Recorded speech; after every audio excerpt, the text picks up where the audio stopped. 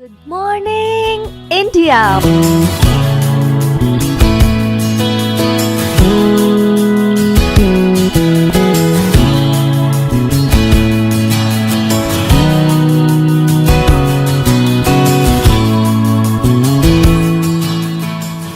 Monday to Friday, back to back classes live from studio. तो हम क्या बात करेंगे ऑक्सीकरण और अवकरण की। तो ऑक्सीकरण अवकरण में क्या समझना है हमको कि ऑक्सीकरण का क्या मतलब है कि जब कोई पदार्थ ऑक्सीजन लेता है और हाइड्रोजन का त्याग करता है तो उसे पदार्थ का ऑक्सीकरण कहते हैं। ठीक है, अगर कोई पदार्थ है या तो वो ऑक्सीजन ले लेता है, मान लो उसमें ऑक्सीजन लग गया या फिर उससे हाइड्रोजन निकल गया, दोनों चीज़ें हो सकती है, उसको हम क्या कहेंगे ऑक्सीकरण। अगर इसको दूसरे शब्दों में कहें कि किसी पदार्थ से इलेक्ट्रॉन को हटाना की जो प्रक्रिया होती है, मान लो कोई पदार्थ है उससे इलेक्ट्रॉन हमने निकाल लिए तो उसको भी क्या कहते हैं ऑक्सीकरण कहते हैं। इसको ऐसे समझो, उदाहरण से ज़्यादा अच्छे से समझ में आएगा कि जैसे ये पहला उदाहरण है, इस उदाहरण में देखो कि यहाँ पे कॉपर है और यहाँ पे ऑक्सीजन, तो कॉपर के पीछे लग गया ऑक्सीजन, तो कॉपर के ऊपर क्या लग गया ऑक्सीजन, तो ऑक्सीजन ले लिया इसने, इस पे आके ऑक्सीजन जुड़ गया, तो इसको क्या बोलेंगे ऑक्सीकरण अभिक्रिया। ऑक्सीकरण अभिक्रिया, क्योंकि इस पे ऑक्सीजन आके जुड़ गया। ये तो आसान शब्दों में हो गया। अब दूसरी बात हमने देखी थी कि हाइड्रोजन का त्याग। अब दूसरी अभिक्रिया को देखो कि यहाँ पे हाइड्रोजन और आयोडीन है। अब यहाँ से हाइड्रोजन आयोडीन से अलग हो जाएगा, तो हाइड्रोजन अलग हो गया और आयोडीन अलग हो गया, तो यहाँ पे हाइड्रोजन निकल गया, हाइड्रोजन का क्या हो गया त्याग हो गया, हाइड्रोजन निकल गया, इसलिए ये भी क्या है ऑक्सीकरण है। अब देखो तीसरी जो परिभाषा थी ऑक्सीकरण की वो क्या थी कि इलेक्ट्रॉन को हटाने की प्रक्रिया। जब भी किसी भी पदार्थ से इलेक्ट्रॉन हटता है तो उस पे क्या होता है, उस पे प्लस चार्ज आ जाता है। चार्ज मतलब आवेश। जैसे मान लो ये सोडियम है, ये है सोडियम, सोडियम में भी उदासीन है, इस पे कोई आवेश नहीं है, पर जैसे ही इससे एक इलेक्ट्रॉन निकला तो इसके ऊपर धनात्मक आवेश आ गया, और धनात्मक आवेश आ गया तो इससे इलेक्ट्रॉन निकल गया, और इलेक्ट्रॉन को हटाने की प्रक्रिया क्या होती है ऑक्सीकरण, तो ये भी क्या है ऑक्सीकरण का उदाहरण है। तो तीन चीज़ें ध्यान रखनी है, या तो ऑक्सीजन जो है वो जुड़ जाए आके, या फिर हाइड्रोजन का त्याग हो जाए, या फिर इलेक्ट्रॉन निकल जाए। तो इन तीनों चीज़ों को हम देख के क्या कहेंगे कि ये ऑक्सीकरण अभिक्रिया है। अगला है अवकरण या अपचयन। अपचयन इसका जस्ट उल्टा है। कैसे उल्टा है कि यदि कोई पदार्थ हाइड्रोजन लेता है और ऑक्सीजन का त्याग करता है, वहाँ पे क्या था कि ऑक्सीजन को लेता है और हाइड्रोजन का त्याग करता है, यहाँ पे उल्टा है कि हाइड्रोजन को लेता है और ऑक्सीजन को त्याग करता है, उस पदार्थ का अवकरण होता है। या फिर दूसरी तरह की परिभाषा क्या है कि इलेक्ट्रॉन को प्राप्त करना अवकरण कहलाता है, या उसको हम अवकरण कहते हैं। वहाँ पे क्या था कि इलेक्ट्रॉन को त्यागना ऑक्सीकरण था, यहाँ पे इलेक्ट्रॉन को प्राप्त करना अवकरण है। उदाहरण में देखो कि यहाँ पे CuO है और यहाँ पे H2 है। अब यहाँ CuO से O हट के H2 पे चला गया, तो Cu से O हट गया तो Cu कॉपर अकेला बचा, कॉपर ये है कॉपर धातु है, और H2 के ऊपर O आके लग गया तो ये क्या बन गया जल। ठीक है, तो यहाँ पे क्या समझ में आता है कि इसका जो O था वो हट गया, मतलब ऑक्सीजन का त्याग हो गया, तो ऑक्सीजन के त्याग को हमने क्या कहा अवकरण, तो ये क्या है अवकरण का उदाहरण हो गया। दूसरा हमने देखा था कि हाइड्रोजन लेता है, मतलब हाइड्रोजन को ग्रहण करेगा, तो यहाँ पे देखो S था, इसने अपने ऊपर हाइड्रोजन ले लिया, हाइड्रोजन था और इसने सल्फर ने अपने ऊपर ले रहा है तो हाइड्रोजन सल्फाइड बन गया, तो यहाँ पे इसने हाइड्रोजन को ग्रहण कर लिया या हाइड्रोजन अपने ऊपर ले लिया, इसलिए ये कौन सी अभिक्रिया हो गई, ये भी हो गई अवकरण अभिक्रिया, ये भी होगी अवकरण अभिक्रिया। एक परिभाषा में हमने क्या देखा कि इलेक्ट्रॉन प्राप्त करता है तो भी क्या होता है, अवकरण। तो यहाँ पे देखो क्लोरीन है Cl2, इसने 2 इलेक्ट्रॉन प्राप्त कर लिए, तो इस पे जो ऋणात्मक आवेश आ गया, और ऋणात्मक आवेश आ गया क्योंकि क्यों आया ऋणात्मक आवेश, क्योंकि इलेक्ट्रॉन जब प्राप्त करेंगे तो इलेक्ट्रॉन पे ऋणात्मक आवेश होता है, तो वो इलेक्ट्रॉन का आवेश ही उस पदार्थ पे, उस अणु पे आ जाता है। तो इस तरह की अभिक्रिया भी क्या हो गई, अवकरण अभिक्रिया हो गई। ठीक है, तो दोनों एक दूसरे के उल्टे हैं, ऑक्सीकरण और अवकरण। अब हम बात करेंगे रेडॉक्स अभिक्रिया की। रेडॉक्स अभिक्रिया का मतलब क्या है कि यहाँ पे देखो एक शब्द लिखा हुआ है ऑक्सीडेशन, और यहाँ पे लिखा हुआ है रिडक्शन। ऑक्सीडेशन को हम हिंदी में कहते हैं ऑक्सीकरण, ऑक्सीकरण। और जो रिडक्शन है इसको हम बोलते हैं अपचयन, ये है अपचयन। तो ऑक्सीकरण और अपचयन जब मिल जाएंगे, जब एक ही साथ ऑक्सीकरण और अपचयन होंगे, तो उसको हम बोलेंगे रेडॉक्स। रेडॉक्स क्यों कहा, क्योंकि जो अंग्रेजी के शब्द है इसमें देखो, इसमें मैं आपको बताता हूँ कि जो अंग्रेजी के शब्द है इसमें RED पहला शब्द, 3 शब्द और इसके OX, तो ये RED और OX को जोड़ दिया तो रेडॉक्स बन गया। तो या तो इसको रेडॉक्स बोल दो या ऑक्सीकरण अपचयन अभिक्रिया बोल दो। तो वो रासायनिक अभिक्रिया जिसमें ऑक्सीकरण और अपचयन साथ साथ होता है उसे ऑक्सीकरण अपचयन अभिक्रिया या फिर रेडॉक्स अभिक्रिया कहते हैं। इसको उदाहरण से समझते हैं कि यहाँ पे कॉपर ऑक्साइड है, कॉपर ऑक्साइड जिसके पीछे ऑक्सीजन लगा होता है वो कॉपर ऑक्साइड, कॉपर ऑक्साइड है, और यहाँ पे हाइड्रोजन है। तो कॉपर ऑक्साइड का ऑक्सीजन इस हाइड्रोजन के पास चला गया, तो जैसे ही ओ हाइड्रोजन के पास गया तो ये H2O बन गया, और कॉपर से ऑक्सीजन अलग हो गया तो कॉपर अकेला बच गया। तो ये तो बन गया जल और ये बन गया कॉपर। ठीक है, अब यहाँ पे इसको समझो कि कॉपर के ऊपर पहले ऑक्सीजन था और बाद में ऑक्सीजन नहीं है, तो ऑक्सीजन का ह्रास हो गया, ऑक्सीजन निकल गया, तो इसको हम बोलेंगे अवकरण। अब यहाँ पे जो हाइड्रोजन था इसके ऊपर पहले ऑक्सीजन नहीं था, बाद में इसके ऊपर ऑक्सीजन आ गया, ऑक्सीजन आ गया तो इसने ऑक्सीजन को ग्रहण किया, इसलिए इसको क्या बोलेंगे, ऑक्सीकरण। तो एक ही अभिक्रिया में ऑक्सीकरण भी हो रहा है और अवकरण भी हो रहा है, अवकरण या अपचयन भी आप कह सकते हैं। तो इसलिए इस प्रकार की अभिक्रिया को हम क्या नाम देते हैं, रेडॉक्स अभिक्रिया, रेडॉक्स अभिक्रिया, या फिर रेडॉक्स अंग्रेजी का शब्द है, या फिर हम हिंदी में क्या बोलते हैं, ऑक्सीकरण अपचयन अभिक्रिया। एक और उदाहरण से देखते हैं कि यहाँ पे जिंक था और यहाँ पे CuSO4 है। ठीक है, तो Zn था और कॉपर सल्फेट है, तो इसका SO4 हट के ये जिंक इसके Cu से इस Cu को हटा देगा और यहाँ पे खुद जुड़ जाएगा, तो जिंक SO4 जिंक सल्फेट और कॉपर बन जाएगा।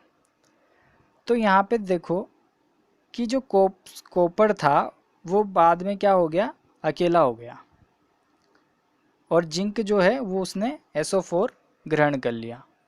तो ऊपर वाली अभिक्रिया तो हो गई ऑक्सीकरण और नीचे वाली हो गई अपचयन अभिक्रिया।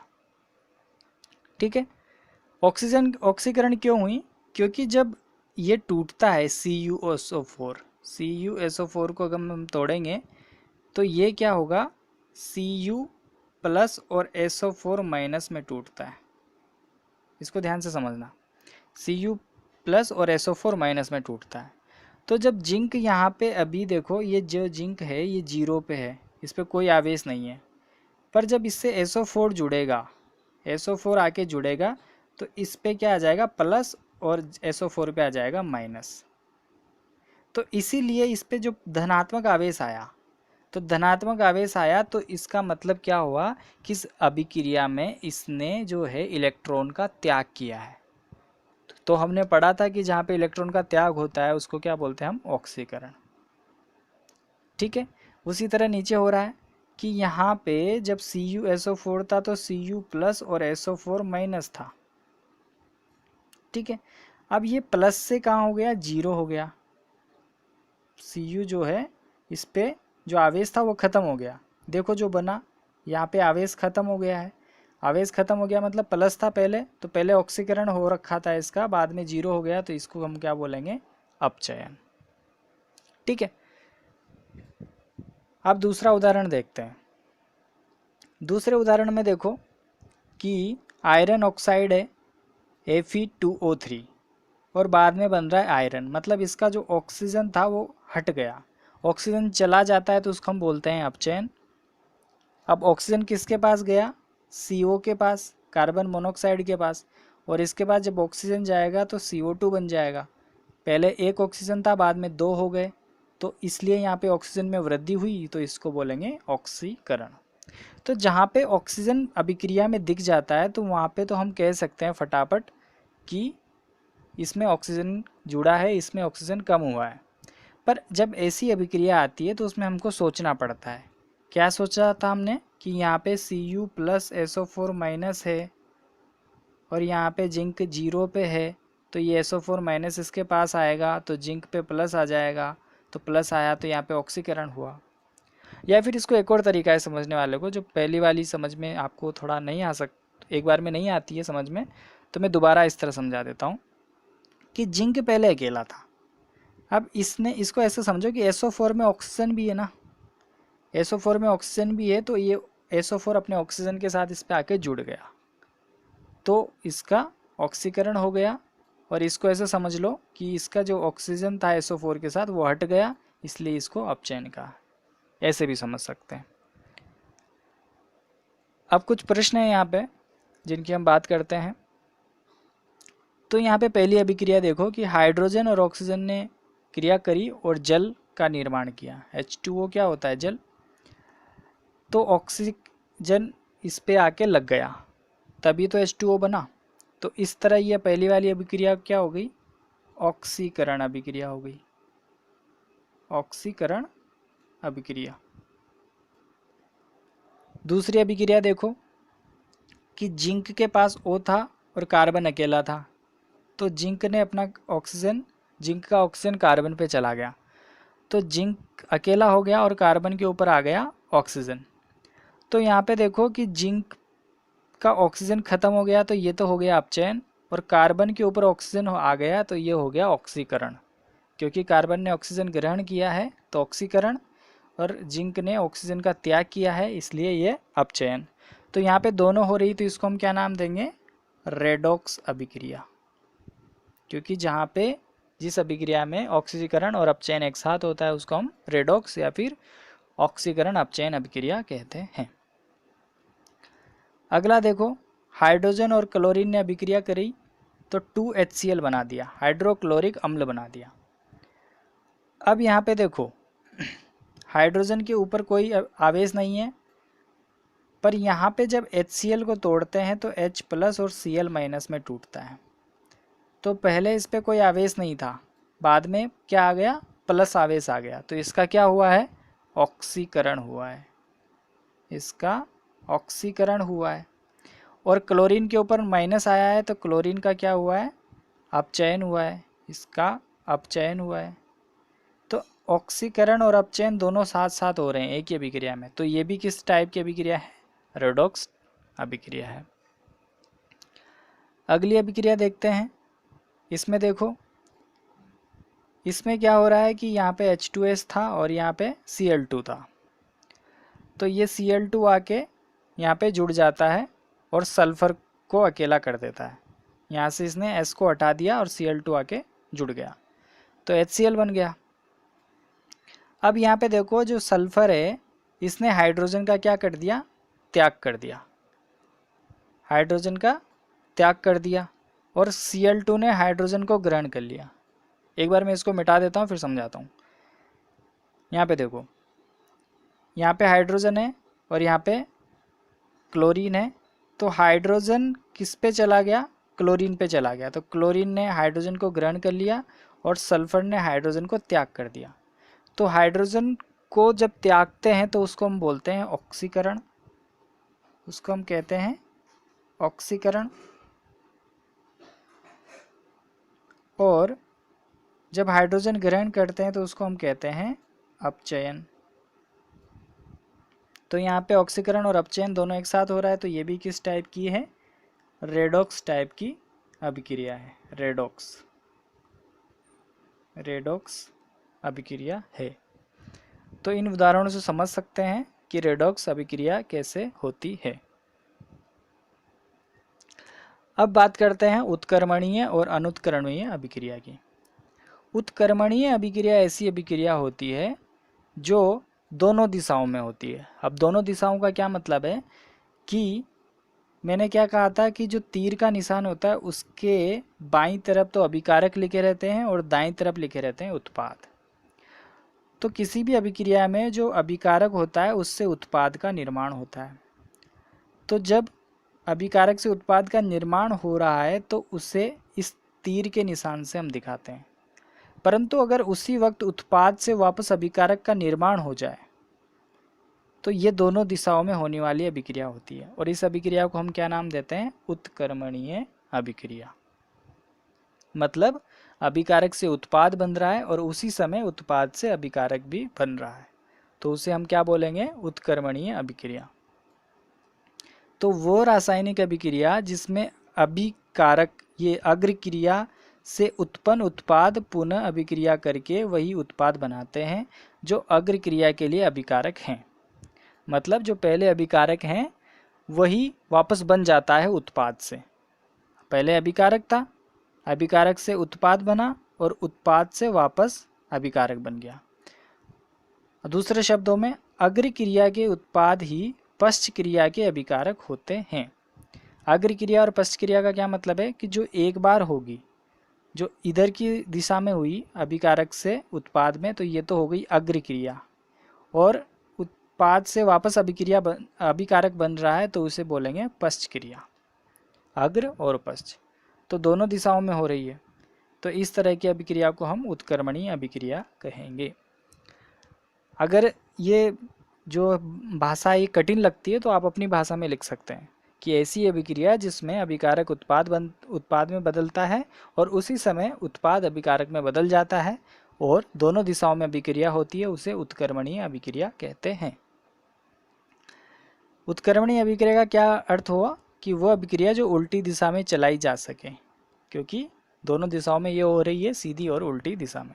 उदाहरण है जैसे A+B ने C+D बनाया और C+D ने वापस A+B बना दिया, तो इनको दोनों तीर के निशान से हम दिखाएंगे। तो ये उत्क्रमणीय अभिक्रिया में प्रयोग होने वाला तीर का निशान है। इसमें दो तीर के निशान लगते हैं, आगे और पीछे दोनों तरफ के। ठीक है, जैसे यहाँ पे उदाहरण देखो, यहाँ पे तीर के निशान लगाना भूल गया, इसको मैं लगा देता हूँ। ये रे दोनों तीर के निशान, ये उत्क्रमणीय अभिक्रिया के उदाहरण है कि जो अमोनिया बनता है NH3 क्या है? अमोनिया है। ये अमोनिया का सूत्र ध्यान रखना है, NH3 को बोलते हैं अमोनिया। जो भी नई चीज़ दिखती है उसको याद कर लिया करो कि इसको अमोनिया बोलते हैं, इसको ये बोलते हैं। तो नाइट्रोजन और हाइड्रोजन ने अभिक्रिया करता है तो अमोनिया बनता है, और अमोनिया से वापस नाइट्रोजन हाइड्रोजन बनता है, तो ये एक उत्क्रमणीय अभिक्रिया का उदाहरण है। उसी तरह H2O और ये कार्बोनिक अम्ल है, तो जल और कार्बोनिक अम्ल क्रिया करते हैं तो H3O+ और HCO3- बनाते हैं। ठीक है, इसको बोलते हैं हाइड्रोनियम आयन। और ये कार्बोनिक अम्ल था जिसकी आयनित फॉर्म है आयन, क्योंकि इसमें माइनस जो ऋणात्मक साइन आ गया है, माइनस का साइन आ गया है, चिन्ह आ गया है, तो ये इसकी ऋणात्मक फॉर्म है। तो इस तरह की अभिक्रिया भी क्या है? उत्क्रमणीय है। ये भी दोनों दिशाओं में होती है। तो हमारा मकसद बस इतना सा है समझने का कि उत्क्रमणीय अभिक्रिया का मतलब है ऐसी अभिक्रिया जो दोनों दिशाओं में होती हो, उसमें अभिकारक से उत्पाद और उत्पाद से अभिकारक बनता हो।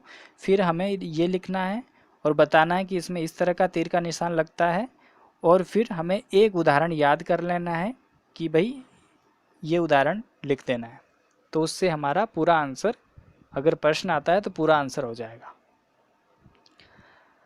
अगला है अनुत्क्रमणीय अभिक्रिया। अनुत्क्रमणीय अभिक्रिया जो एक ही दिशा में होती हो वो अनुत्क्रमणीय अभिक्रिया है, जैसे हमने बहुत सारी देखी है। जैसे कार्बन और ऑक्सीजन की क्रिया हुई तो कार्बन डाइऑक्साइड बन गया। तो ये अनुत्क्रमणीय अभिक्रिया का उदाहरण है। उदासीनीकरण की बात करते हैं। अनुत्क्रमणीय अभिक्रिया जो हमने बात की, इसमें एक ही तीर का निशान लगता है क्योंकि एक ही दिशा में हो रही है, ठीक है, इसमें दो तीर के निशान नहीं लगते। उदासीनीकरण अभिक्रिया की बात करते हैं कि ऐसी अभिक्रिया जिसमें अम्ल और क्षार क्रिया करते हैं और जल और लवण बनाते हैं तो उन क्रियाओं को उदासीनीकरण अभिक्रिया कहते हैं। और ये मैं पहले भी बता चुका हूँ, 5वें पार्ट में बता चुका हूँ, 6ठे पार्ट की जब पहला भाग था उसमें भी बता चुका हूँ, तो ये काफ़ी बार कर लिया है हमने। फिर से देखो, ये है अम्ल है, ये है अम्ल। कौन सा अम्ल है? HCl, हाइड्रोक्लोरिक अम्ल, जो हमारे पेट में भी पाया जाता है। ये मैंने पार्ट अध्याय 2 में बताया था, पाचन में सहायता करता है। और दूसरा क्या है? क्षार। ये क्षार कौन सा है? सोडियम हाइड्रोक्साइड है, NaOH, सोडियम हाइड्रोक्साइड। अब अम्ल और क्षार जब क्रिया करते हैं तो क्या बनाते हैं? लवण प्लस जल। तो लवण देखो यहाँ क्या बना है? NaCl, जो साधारण नमक होता है, जो घर में हम खाते हैं वो साधारण नमक ये वाला है, साधारण नमक। और ये हो गया जल। तो अम्ल और क्षार ने क्रिया करी और लवण और जल का निर्माण किया, तो यहाँ पे जल बन रहा है, तो ये दोनों एक दूसरे को उदासीन कर देते हैं, इसलिए इसको हम उदासीनीकरण अभिक्रिया नाम देते हैं। तो उदासीनीकरण अभिक्रिया भी समझ में आती है। तो इस लेक्चर में हमने 3 तरह की अभिक्रिया सीखी। रेडॉक्स, जिसमें ऑक्सीकरण और अपचयन देखा, फिर उत्क्रमणीय और अनुत्क्रमणीय, और फिर उदासीनीकरण अभिक्रिया। तो बच्चों, आपको समझ में आया होगा।